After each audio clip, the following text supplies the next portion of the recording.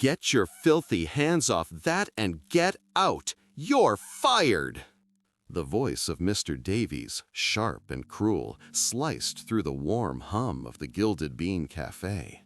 Every conversation stopped. Every head turned. Arthur, the cafe's 72-year-old janitor, stood frozen. In his wrinkled hand, he held a simple gray rag. At his feet, a dark puddle of coffee stained the gleaming white floor. Davies, the new manager, pointed a perfectly manicured finger toward the glass door, his face a mask of rage. "I said get out, now!" Arthur slowly looked up. His eyes were not filled with anger or fear, but with a deep, crushing sadness that seemed to suck the air out of the room. From a corner booth, a young waitress named Maria watched it all, her hand tightening around a notepad until her knuckles turned bone white. Arthur had worked at the Gilded Bean in downtown Chicago for 15 years. He was more than a janitor, he was a fixture, a quiet, gentle presence who knew the regulars by name. He remembered when Maria started as a nervous teenager. He always had a kind word for her and for everyone else. Arthur was a widower, and this job was everything. It was how he paid his rent and, more importantly, how he helped support his granddaughter, who was the first in their family to attend college. She was his entire world, his reason for mopping floors and cleaning bathrooms long after most men his age had retired. Then, 2 months ago, Mr. Davies arrived. Davies was a man who wore his ambition like an expensive, ill-fitting suit. He saw the Gilded Bean not as a community hub, but as a stepping stone. He despised anything that didn't fit his vision of sleek, modern perfection. And to him, an old man in a faded uniform was a flaw. From his first day, Davies made Arthur's life difficult. He criticized the way Arthur cleaned, timed his breaks with a stopwatch, and spoke to him with a tone of voice usually reserved for stray animals. The other employees saw it. They hated it, but Davies was the manager, and they all needed their jobs. The day it all fell apart started like any other Tuesday. The lunch rush was a storm of noise and activity. Davies was on edge, barking orders and pacing the floor like a caged wolf.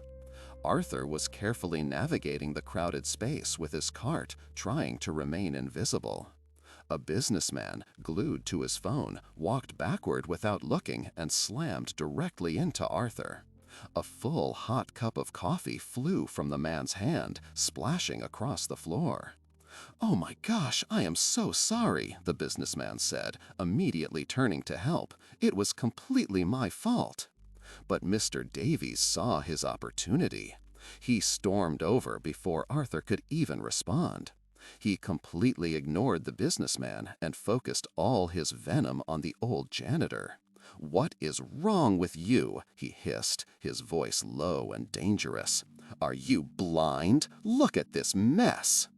Arthur tried to explain. "Sir, he bumped into me."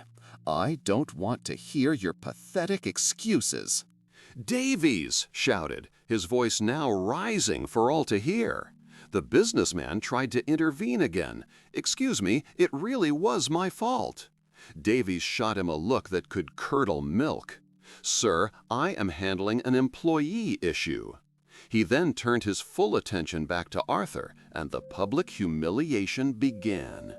"Maybe you're just too old for this work," Davies sneered, a cruel smirk on his lips. "Maybe your hands are too shaky. Is that it? Are you falling apart, old man?" A wave of shame washed over Arthur's face. He felt the weight of dozens of eyes on him. Customers shifted uncomfortably in their seats.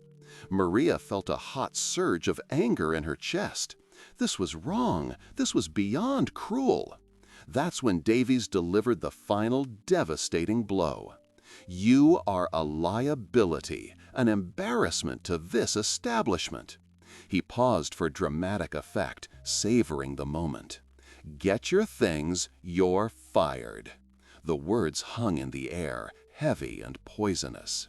For a moment, Arthur just stood there, swaying slightly, as if the words themselves had struck him physically. He didn't argue. He didn't protest. The fight had left him long ago. He simply gave a small, defeated nod. Slowly, he walked to the small utility closet at the back of the cafe. He opened his locker, which contained only a worn-out jacket and a framed photo of his late wife and his smiling granddaughter. He carefully wrapped the photo in his jacket and tucked it under his arm. As he walked toward the exit, he didn't look at anyone. He couldn't bear to see the pity in their eyes. He just kept his gaze on the floor, his shoulders slumped in defeat. Maria watched him leave, her heart breaking. She had to do something. She walked quickly to Mr. Davies, her server's apron suddenly feeling like a suit of armor. "Mr. Davies," she began, her voice trembling slightly, "that wasn't fair. The customer admitted it was his fault. Arthur needs this job." Davies turned to her, his eyes cold and empty. "Did I ask for your opinion?" he said softly, which was somehow more threatening than his shouting. "You're a waitress. You take orders. Now get back to work before you join him in the unemployment line." Maria froze. She looked at his smug face and then at the closing door through which Arthur had just disappeared. She felt powerless, a tiny gear in a cruel machine. She returned to her tables, her spirit crushed. The cafe slowly returned to its normal rhythm, but the atmosphere was thick with unspoken disgust. Davies, however, was triumphant. He walked around with his chest puffed out, a conquering hero in his own mind. He had removed the flaw, perfected his vision. In a corner booth, a man in a simple, unassuming suit had watched the entire exchange without a word. He had been there for over an hour, nursing a single glass of water, observing everything. His face was unreadable. He had seen the businessman's carelessness. He had seen Davies's calculated cruelty. He had seen Arthur's quiet dignity and Maria's brave, failed attempt to help. He flagged Maria down. "Excuse me, miss, could I get some more water?" he asked in a calm, gentle voice. Maria nodded, quickly refilling his glass. As she turned to leave, he spoke again. That was a difficult thing to watch. Maria stopped. She looked at the man, a stranger, but his eyes held a surprising amount of kindness. The dam of her composure broke. "It wasn't right," she whispered, her voice thick with emotion. "Arthur is the kindest person I know. He's worked here for 15 years. He has a granddaughter in college." She told the man everything. She told him about Davy's constant bullying, about Arthur's quiet resilience, about how much this job meant to the old man. The man in the suit listened patiently, his gaze never wavering. He didn't interrupt. He just let her speak, his expression thoughtful. When she finished, he simply said, "Thank you for telling me." He took a final sip of his water, placed a $20 bill on the table, and stood up. He wasn't particularly tall or imposing, but he moved with an air of quiet authority. He walked directly toward Mr. Davies, who was busy preening by the espresso machine. Seeing the man approach, Davies plastered on his fakest, most accommodating smile. "Good afternoon, sir. I hope you enjoyed your visit to the Gilded Bean. Can I help you with anything?" The man stopped in front of him. His calm demeanor was a stark contrast to the manager's frantic energy. "Yes, you can," he said, his voice perfectly level but carrying an undeniable weight. "You can start by explaining why you publicly humiliated and fired the most valuable employee in this entire company." Davy's smile faltered. He blinked, confused. "I'm sorry, sir? I fired a janitor who was incompetent. It was a management decision." The man in the suit shook his head slowly. "You fired a man whose dedication has been the bedrock of this location for 15 years. You did it to feed your own ego. I know this because I watched you do it." Davy's face began to lose its color. Who are you?" he stammered. The man looked around the now silent cafe. He raised his voice just enough for everyone to hear clearly. "My name is Robert Thompson. I started the Gilded Bean in my father's garage 30 years ago. I own this company, and I conduct annual, unannounced visits to my cafes to see how things are really run." A collective gasp went through the room.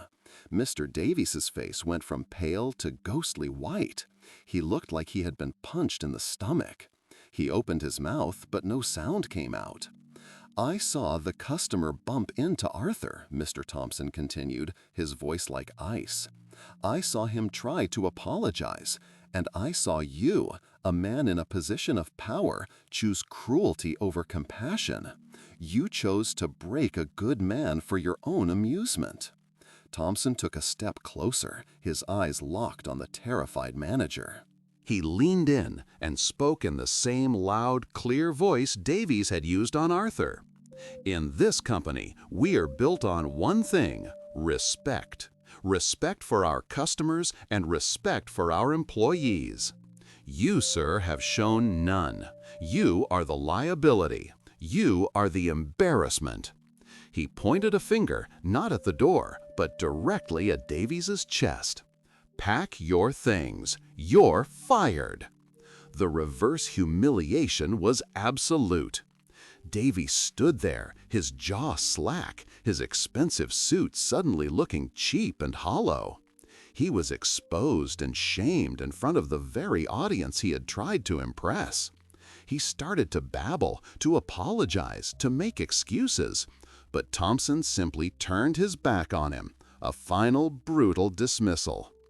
Thompson then walked over to a stunned Maria. "Miss," he said, his voice warm again, "what is your name?" "Maria," she whispered. "Maria," he repeated with a smile.